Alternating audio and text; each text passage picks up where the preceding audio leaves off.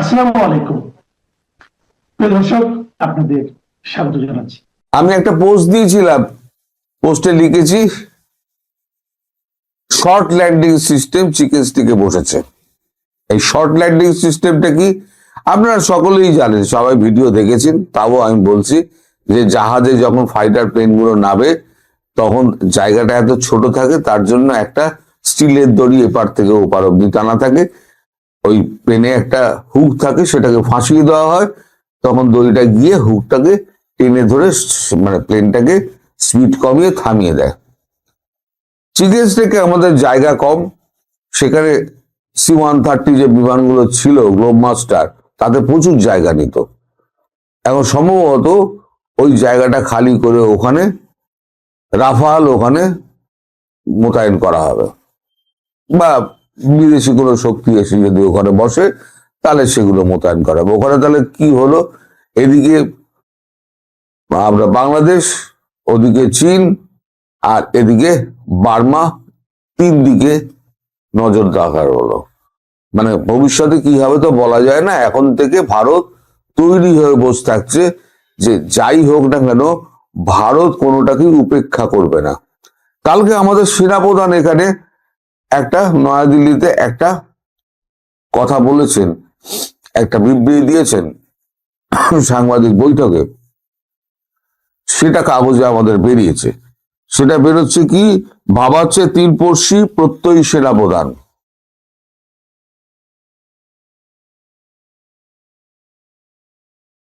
এখন তিনি যা বলেছেন তাতে তিনটে দেশের কথা বলেছেন। চীনের কথা বলেছেন অল্প করে, মেইনলি পাকিস্তানকে টার্গেট করা হয়েছে, এবং তার সঙ্গে বাংলাদেশও আছে। বাংলাদেশের 8 লাইন রয়েছে খবর, কিন্তু 8 লাইনের ভেতরে ইন বিটুইন দ্য লাইন অনেক কথা বলা আছে। আমি সেদিকে আসছি। আমি প্রথম থেকে রিপোর্টটা পড়ি, কারণ এখানে চীন, পাকিস্তান, বাংলাদেশ কিভাবে জড়িয়ে আছে সেটা আপনারা বুঝতে পারবেন। লেখা হচ্ছে, তিন প্রান্তের তিন প্রতিবেশীকে নিয়ে ভারত যে খুব কম বেশি উদ্বিগ্নতা কার্যত আজ বুঝিয়ে দিলেন জেনারেল উপেন্দ্র ত্রিবেদী। উত্তরে লাদাখ আপাতত শান্ত হলো, চীনের তৎপরতা বাড়ছে স্যাক্সকম উপত্যকায়। পশ্চিম সীমান্তের জঙ্গি শিবিরগুলোতে পাকিস্তানের মদত অব্যাহত। পূর্ব সীমান্তের বাংলাদেশ রাজনৈতিক পরিবর্তনের পরে চীন পাকিস্তানের সঙ্গে নতুন অক্ষর গড়ার পথে। মানে চীন নতুন ভাবে বাংলাদেশ এবং পাকিস্তানের সঙ্গে একটা সামন্তরাল সম্পর্ক রেখে যাচ্ছে বলে উনি বলছেন। তবে বাংলাদেশ সেনার সঙ্গে আমাদের নিয়মিত যোগাযোগ আছে, মায়ানমার অসরদের দিকেও ভারত নজর রেখেছে। সেনাপ্রধান জানিয়ে দেন, অপারেশন সিঁদুর এখনো চলছে। তার কথা, অপারেশন সিঁদুরের পরে সীমান্তে সন্ত্রাস কমেছে। গত বছর 26 জন জঙ্গি মারা গিয়েছে, তাদের 65% বিদেশি। স্থানীয় জঙ্গি সংখ্যা, মানে মৃতের সংখ্যা, স্থানীয় সংখ্যা 10-এর নিচে। সম্প্রতি জম্মু কাশ্মীরের সীমান্ত রেখার পাক ড্রোন দেখা গিয়েছে। সেনাপ্রধান বলেন, বিষয়টা নিয়ে দু দেশের ডিজিএম এর সঙ্গে কথা হয়েছে। পাকিস্তানকে সতর্ক করা হয়েছে, ভুললে চলবে না, অপারেশন সিঁদুর এখনো চালু আছে। এরপরেও আজ সন্ধ্যায় নিয়ন্ত্রণ রেখা ফের ড্রোন দেখা দিয়েছে। মানে ভারতকে উস্কাচ্ছে, ভারতকে উস্কাচ্ছে। যেটা বাংলাদেশ করছে সেটা পাকিস্তানও করছে। আকাশ যুদ্ধে পাকিস্তান ও চীনের মোকাবিলায় রকেট ক্ষেপণাস্ত্র বাহিনী গড়ার কথা জানিয়েছে সেনাপ্রধান।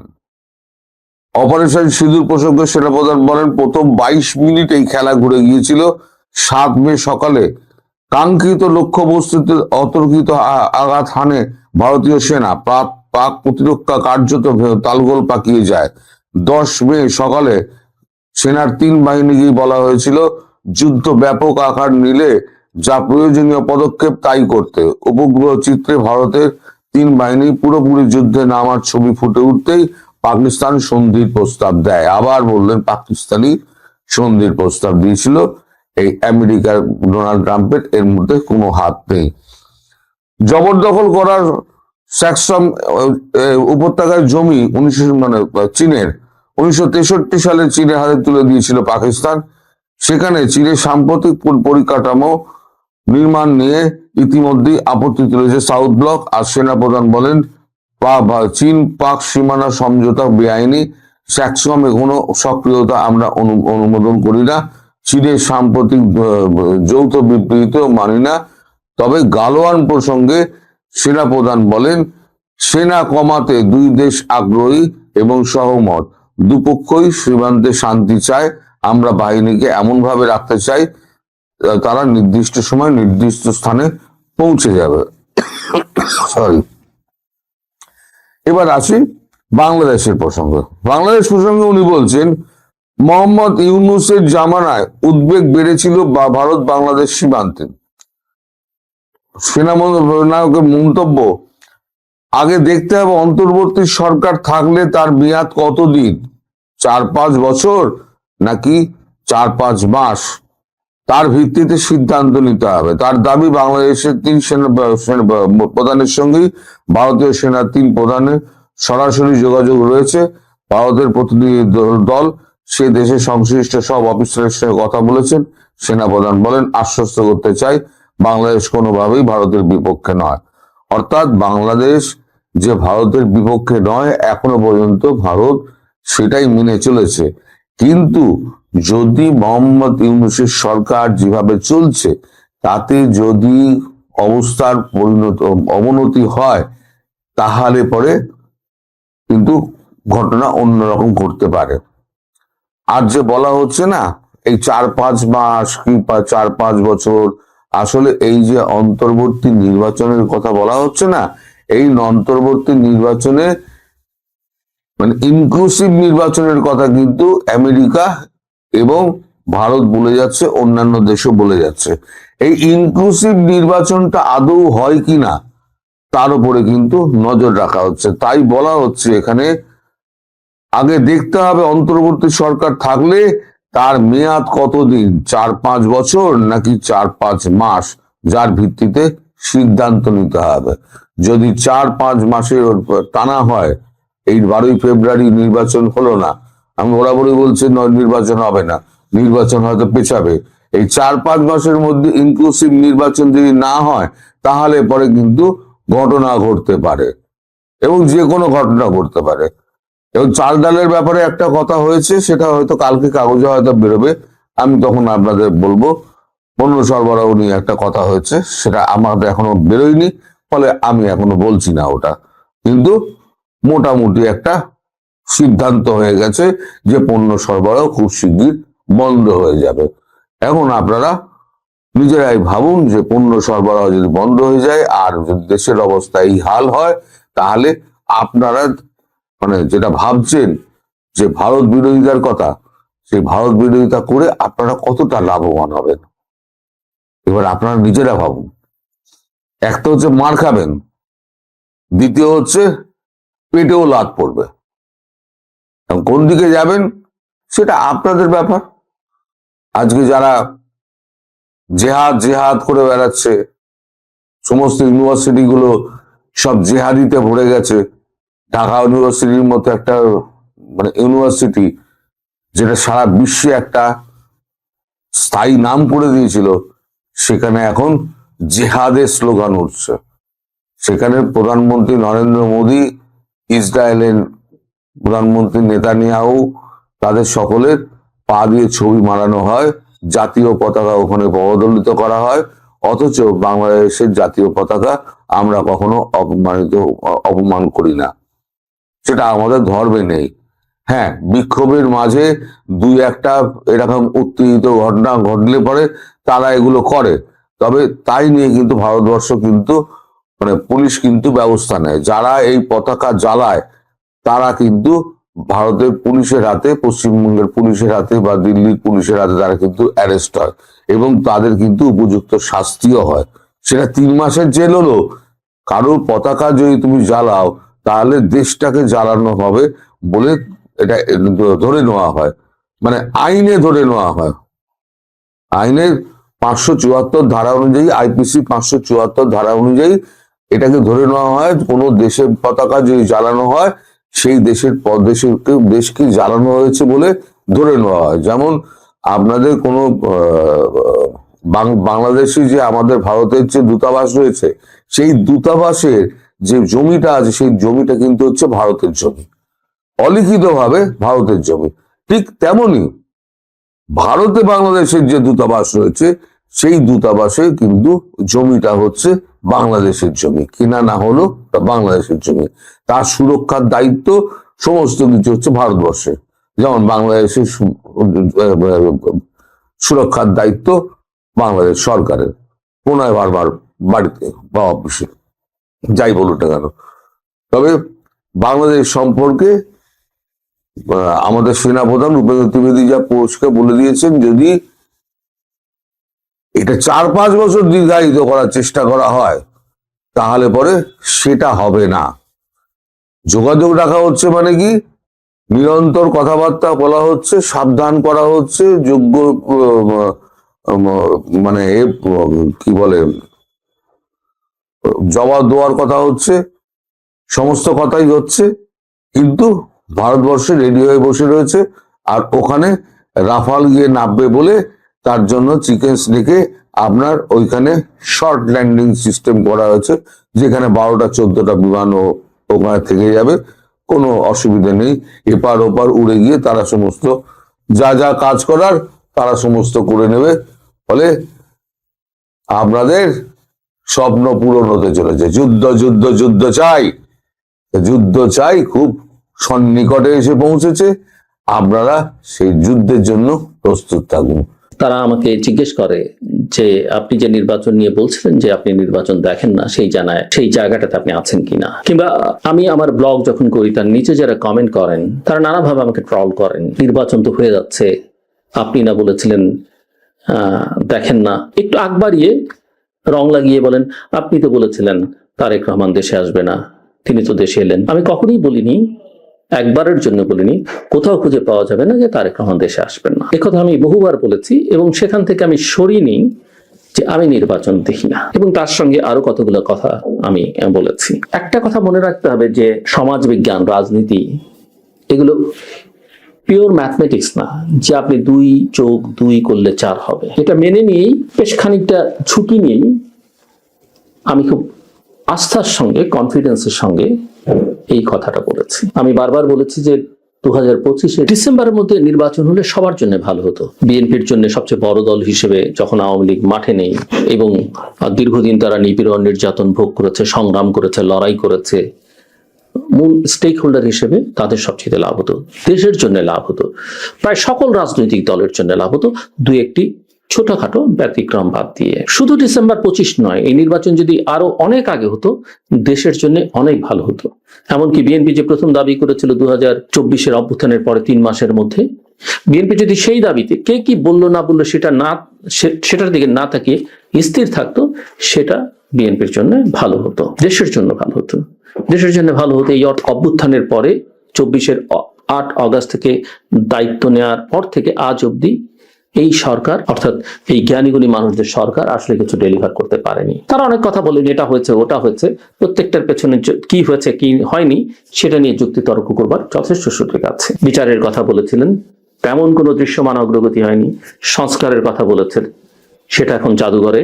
এবং নির্বাচন, আমি বরাবর বলেছি যে এই সরকার নিরপেক্ষ নয়, আজ অব্দি প্রমাণ করতে পারেনি। আপনি যদি বিএনপি, জাতীয় পার্টি, জামাত, আওয়ামী লীগ যে কোনো রাজনৈতিক দলের কথা শোনেন, দেখবেন যে সরকারের নিরপেক্ষতা নিয়ে প্রশ্ন তুলছে। এই প্রশ্ন তোলা কি শুধুমাত্র প্রশ্ন তুলবার জন্য? আমি মনে করি না। এই সরকার প্রথম থেকে কতিপয় ছাত্রকে আশকারা দিয়েছে এবং নিজেরা তার সুবিধা নিয়েছে। এনসিপিকে তারা তাদের ব্লেসিংস দিয়েছে, জামায়াতের সঙ্গে তাদের সম্পর্কটা অত্যন্ত ঘনিষ্ঠ, এবং একটা পর্যায়ে এসে তারা বিএনপি, জামায়াত ইসলামী, এনসিপি, ইসলামী আন্দোলনকে দেশের 4টি বড় দল হিসেবে স্বীকৃতি দিতেছে। তারা তাদের মতো করে, জনগণ কি ভাবলো, জনগণ কি চাইলো সেটা তারা তোয়াক্কা করেনি। এত একটা অথর্ব সরকার, এত একটা ব্যর্থ সরকার পুলিশ প্রশাসনটাকে এত মাসে ঠিক করতে পারলো না। অনেকগুলো সংস্কার কমিশন করেছে, সংস্কার কমিশনের রিপোর্টগুলো ফাইল বন্দি, অধিকাংশ ক্ষেত্রেই কিছু তারা করতে পারেনি। নারী সংস্কার কমিশন করেছে, রিপোর্ট দেওয়া হয়েছে, কারো কারো আপত্তির মুখে সেটা নিয়ে একটু শব্দ পর্যন্ত নেই। এই হচ্ছে সরকার। তার বিরুদ্ধে তো অনেক রকমের অভিযোগ আছে, দুর্নীতি থেকে শুরু করে নানা রকমের অভিযোগ এই সরকারের বিরুদ্ধে আছে। প্রশাসন কার নিয়ন্ত্রণে? যদিও এনসিপি, জামাত মাঝে মধ্যে বলে এটা বিএনপির নিয়ন্ত্রণে, আসলে প্রশাসনের একটা বড় প্রভাব জামায়াত ইসলামী ইতিমধ্যেই তৈরি করেছে এবং জামায়াতের জন্য এবং তার যে বি টিম সি টিম যেগুলো আছে সেগুলোর জন্য এত ইতিবাচক বা অনুকূল পরিবেশ কখনোই ছিল না বাংলাদেশের ইতিহাসে। সো আমি তাদের নিরপেক্ষ মনে করি না, আমি মনে করি না যে তারা একটা ভালো নির্বাচন করবার ন্যূনতম সক্ষমতা তাদের আছে। এখন আসুন আমার ওই আগের কথায়, যে নির্বাচন আমি দেখি না, কেন দেখি না? এবং আমি যখন বলি যে আমি নির্বাচন দেখি না, আমি কিন্তু একই সঙ্গে প্রতিবার যতবার বলেছি ততবার বলেছি, যদি ওই যে দুইয়ে চার হয় না সমাজ বিজ্ঞানের রাজনীতি, সেখানে যদি একটা নির্বাচন হয়ও সেটা একটা বাংলাদেশের ইতিহাসের নিকৃষ্টতম নির্বাচন হবে, সংঘাতপূর্ণ নির্বাচন হবে। এবং তারপর এটাও আমি বেশ কয়েকবার বলেছি, প্রতিবার যেমন ওই নির্বাচন দেখি না সঙ্গে ফার্সিক্যাল ইলেকশনের কথা বলেছি, একই সঙ্গে আমি এটাও বলেছি। আরেকটা কথা আমি এখানে বলে রাখি, আমি কিন্তু কথা বলেছি এই সরকারের অধীনে, অর্থাৎ বর্তমানে যে সরকার দেশ পরিচালনা করছে তাদের অধীনে ফেব্রুয়ারি মাসে নির্বাচন দেখি না। কথা কিন্তু পরিষ্কার, ফেব্রুয়ারি মাসে এই সরকারের অধীনে নির্বাচন দেখি না। আগে পরে অন্য কার অধীনে আমি সেটা বলতে পারবো না। ফার্সিক্যাল ইলেকশনের কথা আমি বললাম। আরেকটা কথা আমি মাঝে মধ্যে বলেছি, এই ইলেকশনটা যেহেতু একটা ফার্সিক্যাল ম্যানেজড ইঞ্জিনিয়ার ইলেকশন হবার আশঙ্কা আমি করছি, ফলাফলটা পারসেপশন যা তার একদম উল্টো হতে পারে। অনেকেই হয়তো মনে করছেন, বা আমরা সবাই হয়তো নাগরিকরা মনে করছি, ভোটাররা মনে করছি এই দলটি সবচেয়ে বড়, এই দলটি ক্ষমতায় যাবে, গণেশ উল্টে যেতে পারে। সেটা কিছুটা বাস্তবতা এবং বেশ খানিকটা ইঞ্জিনিয়ারিং। অনেকেই মনে করতে পারেন আমি তো শক্তিমান, ইঞ্জিনিয়ারিং করলে, বা প্রফেসর মোহাম্মদ ইউনূস যেমন একসময় বলেছেন এখন তো ইলেকশন করলে পুলিশ ঠিক হয়নি, বেশ কয়েক মাস আগে বলেছিলেন ভোট কেন্দ্র দখল হয়ে যাবে, ব্যালট বক্স ছিনতাই হয়ে যাবে। সেটা এক ধরনের বাস্তবতা, সেটাও হতে পারে, কে করবে। কিন্তু সবচেয়ে বড় কথা যেটা আশঙ্কা, আপনি বাংলাদেশের ইতিহাসে আমরা বহুবার দেখেছি মানুষ ভোট দিয়েছে একজনকে, ফলাফল ঘোষিত হয়েছে আরেকজনের নামে, সেটাও এবার হতে পারে। এই যে গুপ্ত রাজনীতি একটা দল করলো, তাদের অনুসারীরা করলো, এই গুপ্ত রাজনীতির একটা প্রকাশ আমরা দেখতে পারি। বাস্তবতার কথা যেটা বলছিলাম, অনেকে আমলে নিতে চান না তরুণ ভোটারদের কথা, যেটার একটা ফলাফল আমরা দেশের পাবলিক ইউনিভার্সিটিগুলোতে দেখলাম। নারী ভোটারের সংখ্যা বাংলাদেশে অনেক, নারীদের মনস্তত্ত্বে একটা বড় পরিবর্তন ঘটেছে, বিশেষ করে রুরাল এরিয়াতে, এবং এটা নীরব ভোটার। এবার অনেক নারী ভোটারই, নানা স্টাডি বলে, নানাভাবে বলে যে পরিবারের কর্তা যিনি পুরুষ, তিনি যা বলবেন সেটা হবে না, কারণ এখানে ইতিমধ্যেই ভোটকে কেন্দ্র করে বড় অনিয়ম, অন্যায়, অনৈতিক কাজ হয়েছে, নীরবে নিভৃত হয়েছে। তো এটা একটা দিক। আরেকটা দিক হচ্ছে যে এক্সটার্নাল প্লেয়াররা যারা নানাভাবে ম্যানিপুলেট করেন, প্রভাব বিস্তার করেন, ব্র্যান্ডিং করেন, কারো ইমেজ তৈরি করেন, কারো ইমেজ ধ্বংস করেন, ফরচুনেটলি আর আনফরচুনেটলি হিসেব নিকেশ যাদের পক্ষে না তারা তাদের পক্ষে।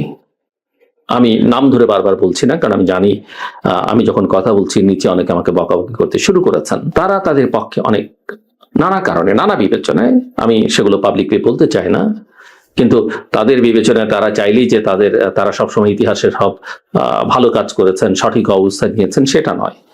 কিন্তু বাংলাদেশের ক্ষেত্রে এটা একটা বড় ভুল। তো নির্বাচনটা আমি দেখি না। প্রফেসর মোহাম্মদ ইউনূস উৎসবমুখ নির্বাচনের কথা বলেন, বাচ্চা কাচ্চাদের নিয়ে ভোট কেন্দ্রে যাবার কথা বলেন। বাচ্চা কাচ্চারা তো ভোট কেন্দ্রে যাবার রাইটই নাই, সেটাও তো জানতে হবে। আমার কাছে কেন যেন মনে হয় সরকার নিষ্ক্রিয় বরাবরই। ইলেকশন কমিশন নিষ্প্রভ, কোনো প্রতিষ্ঠান যারা নির্বাচনের জন্য খুব জরুরি এবং খুব গুরুত্বপূর্ণ ভূমিকা রাখবার কথা তারা নির্লিপ্ত, আর কেউ বিভ্রান্ত। সরকার যে নিরপেক্ষ নয়, আরেকটা উদাহরণ দিই।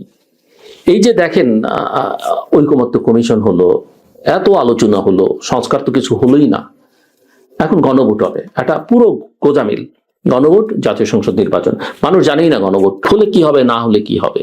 সরকার ক্যাম্পেইন করছে, এনজিওগুলোকে ডেকে বলছে তোমরা হ্যাঁ ভোটের ক্যাম্পেইন করো। আমার কথা হচ্ছে এই সরকার তো নিরপেক্ষ থাকবার কথা। আমি ধরে নিচ্ছি যে আওয়ামী লীগ চাইবে না, আওয়ামী লীগের ভোটাররা, সমর্থকরা চাইবে না হ্যাঁ ভোট দিতে, কিন্তু যাদের নোট অফ ডিসেন্ট ছিল তারা কি সব কিছুতে হ্যাঁ বলবে? না বলবে, পরিষ্কার নয়। কিন্তু আমরা দেখছি তো কোনো রাজনৈতিক দল হ্যাঁ ভোটের পক্ষে দাঁড়িয়ে গেছে, কোনো রাজনৈতিক দল টু শব্দ করছে না, গায়ে এড়িয়ে চলবার চেষ্টা করছে।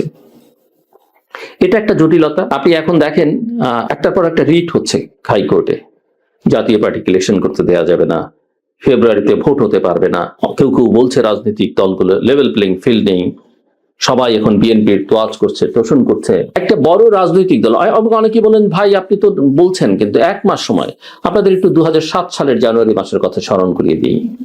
মাত্র 10 দিন আগে নির্বাচন থেকে সবাই সরে দাঁড়িয়েছিলেন, নির্বাচনটা আর হয়নি 2 বছর পর। এরকম যদি একটা পরিস্থিতি কেউ তৈরি করেন, কারণ অনেকে মনে করছেন কিছু একটা করে ক্ষমতায় যেতে পারেন, কিন্তু ঝুঁকিটা নিতে চাইছেন না, বরং এবং তারা যেহেতু লং টার্ম চিন্তা করেন, তারা মনে করেন আমরা একটু এই অবস্থা থাকলে আমরা আরো শক্তিমান হতে পারি, আরো নিজেদেরকে গোছাতে পারি, এবং এরকম কোনো অজুহাত দাঁড় করে যদি কেউ নির্বাচন থেকে সরে দাঁড়ান, তারপরে এই সরকার নির্বাচন করতে পারবে কিনা, করবে কিনা, সেটা একটা বড় প্রশ্ন। দ্বিতীয় হচ্ছে, ক্যাম্পেইন শুরু হলে আমার আশঙ্কা মাঠ অনেক সংঘাতময় উঠবে। আমরা ইতিমধ্যেই নির্বাচনী তফসিল ঘোষণার পরে অনেক কয়জনের প্রাণহানির ঘটনা দেখলাম। একটা প্রাণহানির ঘটনাকে কেন্দ্র করে আমরা যে ভ্যান্ডালিজম দেখলাম, 2টো লিডিং পত্রিকা অফিস জ্বালিয়ে দেওয়া হলো, দেশের ঐতিহ্যবাহী সাংস্কৃতিক সংগঠনগুলোকে, অফিসগুলোকে ভেঙে দেওয়া হলো। এরকম আরো কি আমরা দেখতে পারি, দেখতে হবে। আমি শঙ্কিত যাদের দেশের আইন শৃঙ্খলা পরিস্থিতির অবস্থা একেবারেই ভালো নাই। রাজনৈতিক না হলো সামাজিক খুন, এটা সেটা কিন্তু প্রতিদিন হচ্ছে। এই যে জুলাই আগস্টে যে অস্ত্রগুলো লুট হলো, সেই অস্ত্র কিন্তু উদ্ধার করা যায়নি। অনেক দাগী আসামিকে নানা কারণে জামিনে ছেড়ে দেওয়া হয়েছে, অনেকে জেল থেকে পালিয়ে গেছিলেন, সবাইকে কি পাওয়া যায়নি। আর আপনি একটা বড় রাজনৈতিক দলকে, যত খারাপই হোক, অফকোর্স খারাপ দল বলবো না আমি, অনেক ব্যক্তি, সেটা 1000 হোক, লক্ষ হোক, আপনি তাদের বিচার করেন, কিন্তু তাদেরকে তাদের অধিকার চর্চা করতে দেবেন না, ভোট দিতে দেবেন না, তাহলে লড়াইটা কিসের জন্য হলো? আর বাদ দেন, আপনি দিয়েন না, কিন্তু সেটা আইনি প্রক্রিয়ায় দেন, আর মানুষকে সুযোগ দেন যে তারা সিদ্ধান্ত দিক কে রাজনীতি কে করবে না। সেটা একটা বড় থ্রেট আছে। যে কোনো কিছু প্রকাশ্য জিনিসকে নিষিদ্ধ জায়গায় নিয়ে গেলে তার ফল কখনোই কোনো দেশে ভালো হয়নি। প্রতিবেশীর সঙ্গে আমাদের সম্পর্কে টানাপোড়েন আছে, আমাদের অনেক ক্ষোভ আছে, কষ্ট আছে, কিন্তু আপনি দেখবেন যে একটা উস্কানি উভয় পক্ষ থেকেই, মানে ওই যে জোর করে ঝগড়া করবার একটা চেষ্টা আছে না, সেই চেষ্টাটা কিন্তু বহমান, এবং এই চেষ্টা যে কোনো সময় একটা বড় সংকট তৈরি করতে পারে, এবং সেই সংকটের অজুহাতে নির্বাচনটাকে বন্ধ করে দেওয়া হতে পারে। তো নির্বাচন বর্জন, সংঘাত, সংঘর্ষ, জরুরি অবস্থার মতো একটা পরিস্থিতি তৈরি করে দেয়া, জামাতের ভূমিকা, অন্যদিকে আওয়ামী লীগ, সব মিলে পরিস্থিতিটা কোনোভাবেই আমি এখনো একটা ভালো নির্বাচন তো পরের কথা, নির্বাচনের অনুকূলে দেখি না। অনেকে বলেন হ্যাঁ তোমার এটা জ্যোতিষের মতো প্রেডিকশন, তোমার তো অ্যানালাইসিস নেই। আমি জানি না অ্যানালাইসিস কাকে বলে। আমি রাজনীতির ছাত্র, একটা গবেষণা প্রতিষ্ঠানে কাজ করি। অ্যানালাইসিস করা আমাদের কাজ, আমার কাজের অংশ।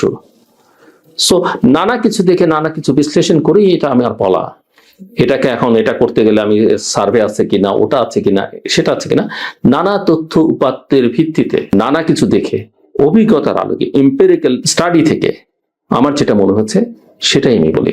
মিলতে হবে না। আমি সবচেয়ে খুশি হব যে যদি নির্বাচনটা হয়ে যায়, আমি সবচেয়ে খুশি হব যে যদি ভালো নির্বাচন হয়।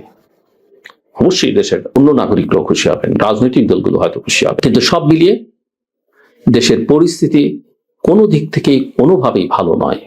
আর ওই জন্যই এখন জাতীয় সরকারের দাবি, এই দাবি, ওই দাবি, সবাই মিলে এক হয়ে গেলে আর গণতন্ত্রের দরকার কি? সেখানে গণতন্ত্র থাকে না। সো জোর করে গণতন্ত্রকে গলা টিপে হত্যা করে আসলে নিজেদের জন্য একটা অনুকূল পরিবেশ তৈরি করা, নিজেদের শক্তিশালী হওয়া, নিজেদের ক্ষমতায় থাকার যাওয়ার ইস্যুটাই সবার কাছে প্রধান। আমি আবারও বলি, আমি নির্বাচন দেখি না। নির্বাচন হলে সেই নির্বাচন একটা ইতিহাসের বাজে নির্বাচন হবে, অনেক জানমালের ক্ষতি হতে পারে, আমরা কেউই চাই না, এবং